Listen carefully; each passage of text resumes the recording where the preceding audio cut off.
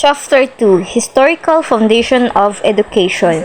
John Dewey claimed, "It is the school that introduces and trains each child of society into membership within such a little community, saturating him with the spirit of service and providing him with the instrument of effective self-direction. When schools succeed to do this, in the words of Dewey, we shall have the deepest and best guarantee of a larger society, which is worthy, harmonious, and lovely." Based on Berkerhoff v. 1989, socialization is a lifelong process. It occurs primarily during early childhood, but as we progress from infancy to old age, we shed old rules and adopt new ones. Rule learning that prepares us for future rules is termed anticipatory socialization. Because of anticipatory socialization, most of us are more or less prepared for our future roles. Berkerhoff explained, in primitive societies, pre-literate persons face the problem of survival in an environment that pitted them against natural forces and wild animals. To survive, human beings needed food, shelter, warmth, and clothing. To transform a hostile environment into one that is life-sustaining, humankind developed life skills that eventually became cultural patterns. These life skills included tool or instrument making, adherence to the moral behavior code of a group life, and language. This is socialization. Socialization is a function of education in society. Socialization is the process by which individuals internalize the norms and values of society, and so social and cultural continuity are attained. Here are the key periods in educational history.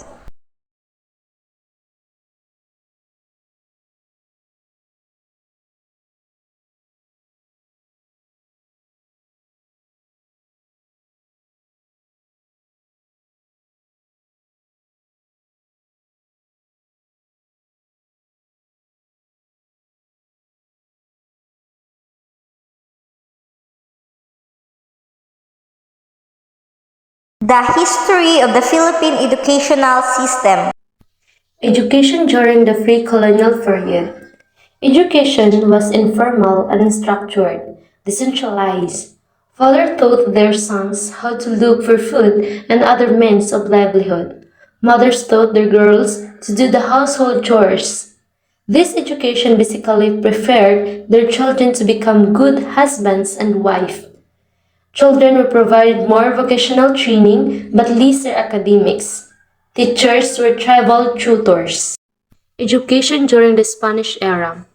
Education was formal and organized. It was authoritarian in nature. Tribal tutors of the first Spanish period were replaced by Spanish missionaries. Pupils attended formal schooling in the parochial school. Instruction was religion-oriented. Christian doctrines, sacred songs and music and prayers were taught because they were required for confession and communion. There was a separate school for boys and girls. Wealthy Filipinos or the ilustrados were accommodated in the schools. Education during the American regime 1898 to 1946. During the American colonial period in the Philippines 1898 to 1946, significant changes were made to the education system. The Americans introduced a public education system with English as the primary medium of instruction, aimed at teaching Filipinos American values and culture. They established the Department of Public Instruction, expanded the number of schools, and revised the curriculum to include English, mathematics, science, and vocational courses. They also focused on teacher training and promoted education for women. The University of the Philippines was founded as a center for higher education, while the American education system had a lasting impact. It also faced resistance and criticism from some Filipinos who view it as a tool for Americanization and cultural imperialism. Overall, the American colonial period laid the foundation for the modern education system in the Philippines. Japanese occupation.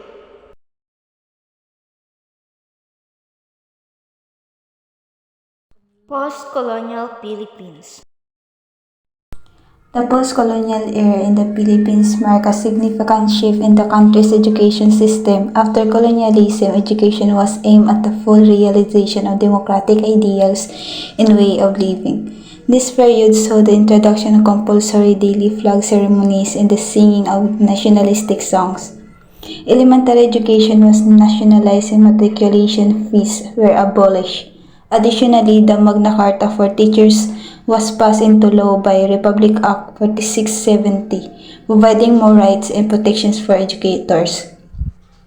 This era in Philippine education emphasized the importance of national identity, democratic values, and accessibility of education for all historical foundation of education in the Philippines. It is important to note that the evolution of the education system in the Philippines has been influenced by its historical experiences. From the informal and unstructured education during the pre-colonial era, the religion-centered education during the Spanish era, to the promotion of democracy and the establishment of a free and compulsory elementary education during the American regime. In the emphasis on nationalism and discipline during the Commonwealth period, each phase has contributed to the shaping of the current education system in the country. During the pre-colonial period, students were given vocational training but lesser academics for them to be good fathers and mothers. During the Spanish period, schools focused on religious formation to help them live the Christian faith. The American regime educated the Filipinos to become good citizens of a democratic country, while the Japanese regime taught them love of labor. The post-colonial period educational system was devoted to the following goals. First, foster love of country. Second, teach the duties of citizenship. 3. Develop moral character, self-discipline.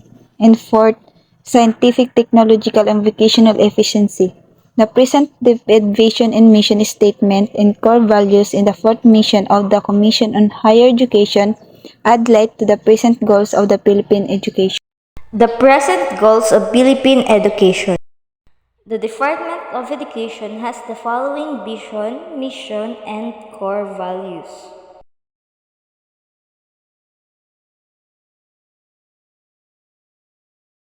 The summary of historical foundation of education is: throughout history, education has been influenced by cultural, social, political, and economic factors. It has evolved from informal learning within families or communities to structured systems and schools and universities. It can be traced back to ancient civilizations such as Mesopotamia, Egypt, Greece, and Rome, where formal educational institutions began to develop.